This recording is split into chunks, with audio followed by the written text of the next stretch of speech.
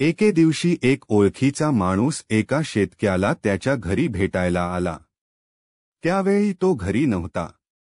त्याची बायको म्हणाली, तो शेतात गेला आहे. मी मुलाला बोलवायला पाठवतो. तोपर्यंत तुम्ही वाट पहा. काही वेळातच शेतकरी शेतातून घरी परतला. त्याच्यासोबत त्याचा पाळीव कुत्राही आला होता. कुत्रा जोरात धडधडत होता.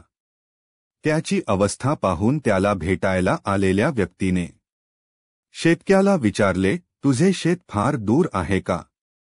शेतकरी म्हणाला, नाही, जवळच आहे. पण तुम्ही का विचारताय?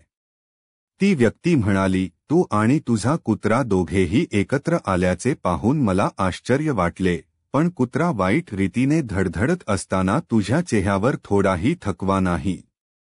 शेतकरी म्हणाला, मी आणि कुत्रा एकाच वाटेने घरी आलो. माझे शेतही फार दूर नाही. मी थकलो नाही. माझा कुत्रा थकला आहे, याचे कारण मी सरळ मार्गाने चालत घरी आलो आहे, पण कुत्रा त्याच्या सवयीमुळे मजबूर आहे. जवळच इतर कुत्रे दिसले की तो त्यांना हाकलण्यासाठी त्यांच्या मागे धावत असे आणि भुंकत माझ्याकडे परत यायचे. मग त्याला दुसरा कुत्रा दिसताच तो त्याच्या मागे पळू लागतो.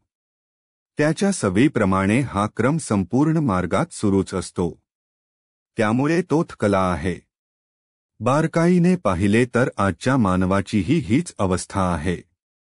जीवनाचे ध्येय गाठणे अवघड नाही, पण वाटेत सापडलेले कुत्रे माणसाला त्याच्या जीवनातील सरळ आणि साध्या वाटेपासून वळवत आहेत. माणूस आपल्या ध्येयापासून भरकटत चालला आहे आणि हे विचलन माणसाला खचवत आहे.